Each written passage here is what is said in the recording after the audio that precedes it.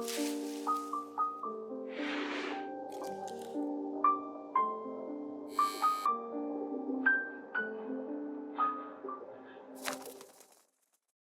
guys, it's Smurfs. Welcome back to Harpies in the Trees, where I review horror books with a supernatural focus.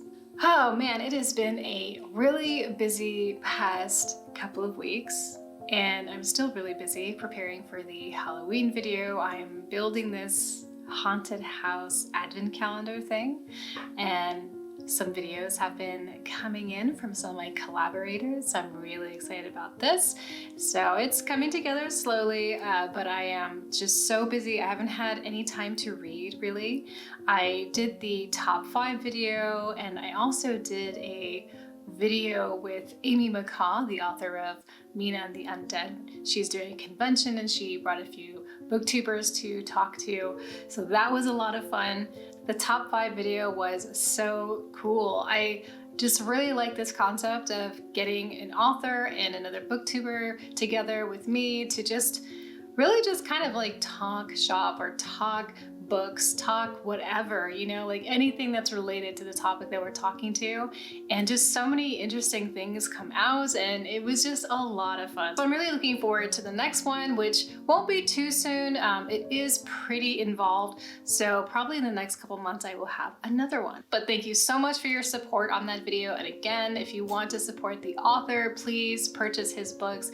And if you want to support Nichi, Dark Between the Pages, who was my booktuber guest, please subscribe to her socials. Today is going to be really interesting because I am going to be comparing the Netflix film adaptation of Adam Neville's No One Gets Out Alive. This is going to be very different from the last one I did, which was for Devil All the Time, where I kind of did a blow by blow and told you everything that was pretty much different between the film and the book. But this time, I'm going to tell you what happens in the film kind of loosely. This is going to be a no spoiler film versus book. No spoilers, please. My bad. Not going to tell you what the ending is. I'm not going to tell you anything that you can really connect the dots to know exactly how it's going to go down. But I'm going to tell you what happens in the film and compare those with what is comparable in the book, because there's a lot of differences. This is also a 500-page book, and the movie I think is like an hour and a half. So it's not obviously going to have everything in there. It would be too much stuff to go over, so we're just going to do it like that. If you haven't read the book, I do recommend also picking this up. And if you don't really know if it's going to be for you, I have a review. You can check it out up here. Before we get into the film versus book, I have one comment shout out that I want to talk about, and it's by Philip Black. And this is about the top 5 video that we did. The theme was monsters, so we were discussing different types of monsters and what makes monsters. I did an internship in a hospital, and we once had a patient who was always attended by 2 policemen. What he did was kept secret, but we soon found out that he killed a child. For me, the most chilling part was how normal and friendly he was. You wouldn't think about him committing such an act. Absolutely, there are so many moments that are documented about people meeting, you know, serial killers and meeting them and them just seeming like totally normal people. And because of that, there is something that I always try to remind myself of. I don't always remember it. I don't always enact this, but I always try to gauge people more on their behavior and less on how they present themselves, especially with people I don't really know, because behavior obviously is gonna tell you a lot more about that person, even if it's like a really tiny thing, you know?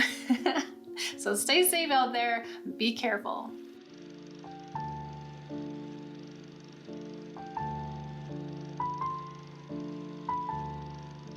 So we're gonna start off with the story that the film is telling.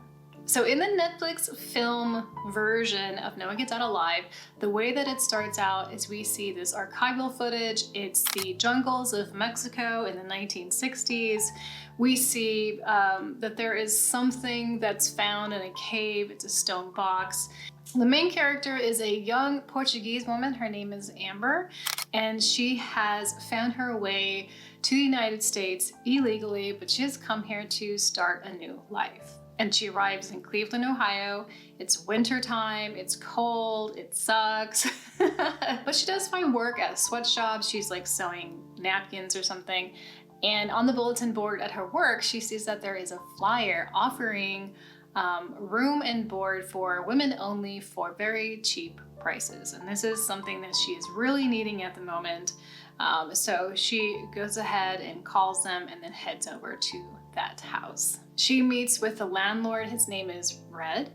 And the house is like this kind of old Victorian. It has 4 or 5 floors to it. It looks kind of run down, and it's filled with what looks like a lot of antiques and kind of just old furniture. It's a bit dusty, and it's a little dark in there. But Amber ends up taking a room anyway because she's desperate. But the first night she's there, she hears crying, and it's pretty unsettling and disturbing for her. So now that she has a place to live, Amber's job is really not something that she wants. Like, who wants to work at a sweatshop? Like, nobody. So she's obviously trying to better her life. And her uncle, who she doesn't know very well, sets her up with an interview. But the caveat is that she needs a valid state ID, which she does not have. Amber has a friend at work who is willing to help her get a fake ID. Amber gives her the money that she has, but unfortunately her friend disappears with all of her money, which was like a couple grand, and that was all she had. Obviously this is very distressing for Amber, and she heads home, but home is not fun. It's a place where she's witnessing a lot of supernatural things, and she's hearing scary noises, and she's also suffering from nightmares. At a certain point, it reaches its apex and it just becomes too much for her to deal with. It's too scary, it's too intense. And she tells Red that she's moving out, that she needs her deposit back. And eventually he's like, okay, sure, I'll give you your deposit back. But then Red's brother Booker comes onto the scene and he makes it very, very clear that Amber is not going anywhere. And this is the point where the book and the film really just they just go their separate ways. We see a few nods to the book in the rest of the movie, but it's mainly kind of telling its own story.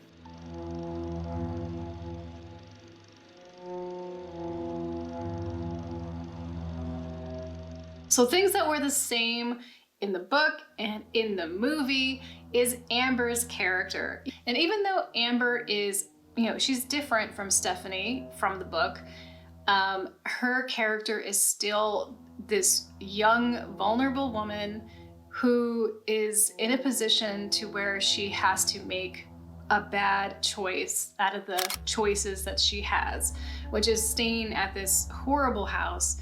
She has really no future and she's very isolated. She's working in a job that really sucks. And so those things are what Amber and Stephanie really have in common. To me, it really felt like Amber was Stephanie, so I think that was done really, really well.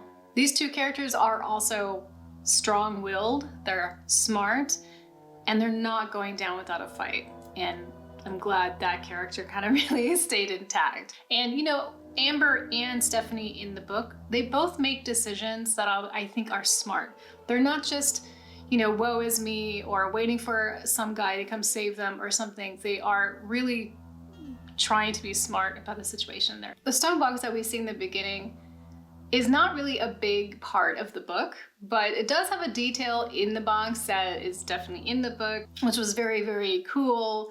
And, there's other things in the box as well that were in the film was really sick. It was really cool. I mean, it was, like I said, I don't want to spoil it for you guys, but it's awesome. Red and Booker in the film are Knacker and Fergal in the book, and they are brothers. Booker is very much like Fergal. I think Fergal, if I remember right, he has like red hair and he's kind of freckly. And Booker is a little bit older. Both of these characters I think are older than the ones in the book. Booker and Fergal both have the same vibe. They're aggressive. They are really weird. They don't talk much. They're not also in the book too much either. And in the film, Booker is really not much in the film either.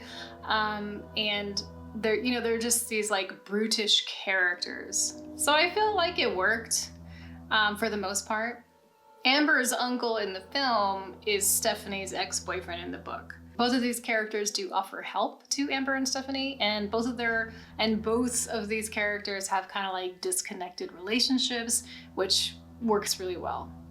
So let's talk about the differences. So the book takes place in England, but the film takes place in Cleveland, Ohio, in the United States. So that's a big difference. It's a big difference in landscape, in weather, in how people talk, and what type of characters kind of reside in these places. So it's a big change. I don't know why they made this change, most specifically because I really liked Knacker's character with his Cockney accent. It just sort of added a very specific type of creepiness to his character. The house in the book and the house in the film they're definitely different. The house in the film is more like early 20th century. It's kind of grungy and a little dusty, but it's a lot cleaner and brighter and more quaint than the house in the book. The house in the book is more of a crack house than an antique shop, okay? It's like the bathroom has black mold. Paint is peeling everywhere. I mean, and it's so dark in there that it's claustrophobic. So it's dingy, it's run down. The furniture in there is not so much early 20th century as it is like tacky 70s, 80s, 90s kind of furniture. So I was hoping to see something that was like a little bit more in that vein, because we've all seen this before, like the Victorian home with the old stuff in it, and it's kind of creepy or whatever. But we don't really see too much of like more of a newer rundown kind of place. So I was really looking forward to that. But it does definitely have some aspects that are close to the book. Like in the book, there's this really great mechanism for just creating terror. And what happens is Knacker has installed these lights in the house, but when you press them to turn them on, they turn off in like 3 or 5 seconds. So as you're walking through this labyrinth-like, dark, dingy place, the lights turn off behind you. So it just feels like the dark is hunting you. And in the film, they do have a nod to that. There is a few scenes where some fluorescent lights turn on and then turn off, but it's not really utilized throughout the rest of the film. Knacker, like I said, has a Cockney accent. He's also younger than Red by a few years, like maybe like 5 or 6 years or so. He also has really curly hair, and he loves fancy clothes. So he has like all these like really expensive tracksuits. He just kind of has himself styled in this specific way, which is really a cool contrast against the house, because he looks like he stepped out of like, I don't know, someone's Instagram in a way. And then but he's living in this filth, So I really missed that. I really wanted that. And there wasn't as much relationship between Knacker and between Red and Amber, where we could really see who Red was. Because Knacker's character in the book he gaslights her, he's threatening, he like corners her in these like really sleazy ways, where like if you're sitting on a bed and someone comes down to sit and talk to you, but they sit too close, even though there's all this other room for them to sit, things like this, like these little intimate moments that are just so uncomfortable. So Red isn't really like that in the film. He's a little bit more like Knacker extra light, I guess. I don't know. He does have some shit going on, but it's really not to the level of Knacker. Knacker also reminded me a little bit of a Crow, because he likes these fancy clothing and shoes. He's a bit of a scavenger. He's also sort of under the boot of his brother, but he likes to pretend that he has more power than he does. And we don't really see this in the film as much. There's a little bit, but not as much as I would like. There's a lot of emphasis on the archaeological find, and they really do. This is very heavy-handed. They push it pretty hard in the film. And I think it was for them to sort of give a reason to why all of this is happening. When people are adapting books to film, there's a lot of factors as to why things change. And I think that they pick and choose, what is going to make sense visually, what's gonna be interesting or whatever their goal is, right? Like if the goal is to just scare people, there's gonna be like 10,000 jump scares in there, which they didn't do in the film version. But I think like they really took that to be like, okay, we have to give people a reason to understand why this house is weird. Here's what it is. But that was really unfortunate because for a long time in the book, we are not even sure what's happening. We are not even really clear that it's actually haunted or, you know, there's supernatural things going on or, you know, what are they for a really long time. And it's that mystery and that uncertainty that makes it so good.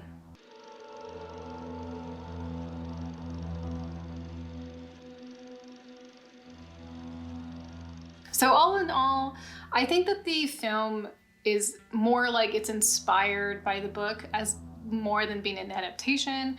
I think there were some really good things here though. So my final thoughts were, I really loved Amber's performance, who is played by Christina Rodlo. I thought she was amazing. She's a very talented actress. She told the story not just through her dialogue, but also through her body and her physicality, and her glances and in her screams. But she was really able to portray this vulnerable woman who was desperate and who was like really fighting for an option. When acting is this good in a horror film, it just makes me so happy. I'm always like, hell yeah, you know, like good acting really just changes everything, you know, just really changes everything. I think also the rest of the cast was very good as well. The color grading for this film was really pretty. It was this kind of like dark teal blue. It's gonna feel very familiar to you. It is a popular thing, but the film was very pretty, very beautifully shot, very nice cinematics. There's a lot of attention to the sets. So it felt really cool. It just felt so complete and very well thought out. The haunted aspect was also pushed harder in this film and very, very early on, which I think was a pity because it kind of gave it away too early. So I don't think this is a spoiler because it's really early on in the film when we get to see what's kind of going on with this house. Some build-up would have been really nice there. I was really curious about how this film was going to be because the book is much more brutal and scarier and fucked up and creepy and gorier than the film will ever be. Let's just put it that way. So I was wondering how they're going to get around a lot of the, you know, kind of more difficult subject matter that's in there. And they took a path. They chose a path to go with that. I think it was okay. It was fine. It's nothing new though, you know, very familiar. As a horror film, it was not scary to me, but I did find it very interesting and intriguing. I did want to keep watching it and watched it all the way through to the end. And the things that I found really spectacular, you know, besides a few of the things that I already mentioned, was obviously Amber's performance. And I think that it's a beautiful film, and I think it had some great shots. And it also has some nice creepy atmosphere, but it has something in the basement. I want to tell you all about it because it's marvelous. It's beautiful. It's I loved it. I fucking absolutely loved it. It was stunning. It was gorgeous.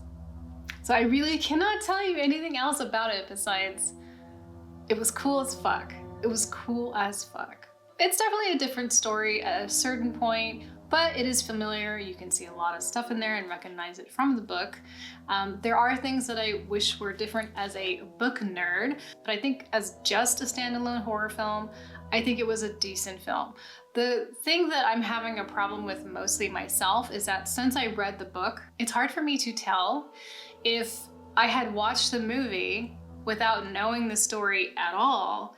Would this story make sense to me? I'm not really sure about that, so that's where I'm gonna need your help, because if you haven't read the book, go to Netflix, watch the film, and tell me, was it cohesive? Did it make sense to you? Do you feel like, you know, like it was a full story?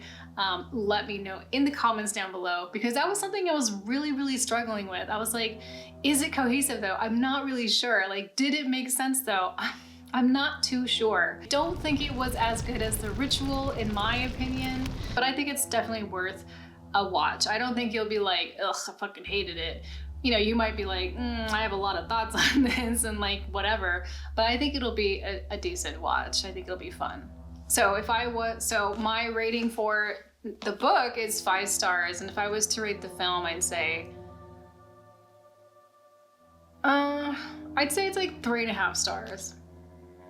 Yeah, I'd say, I feel like that's pretty good. 3.5 stars for the film. So that was my film versus book. I hope that you enjoyed it. It's no spoilers this time. Tell me if you like this no spoiler version better than all the spoilers. However, to be fair, Devil All the Time came out like a while ago, but this just came out a few days ago, so I didn't want to spoil it. If you liked this video, please like and comment below. Tell me your thoughts on what you think. If you haven't subscribed already and you like what you see, please subscribe. That would make me very happy. Please take care of yourselves, look out for each other, and I will talk to you next time.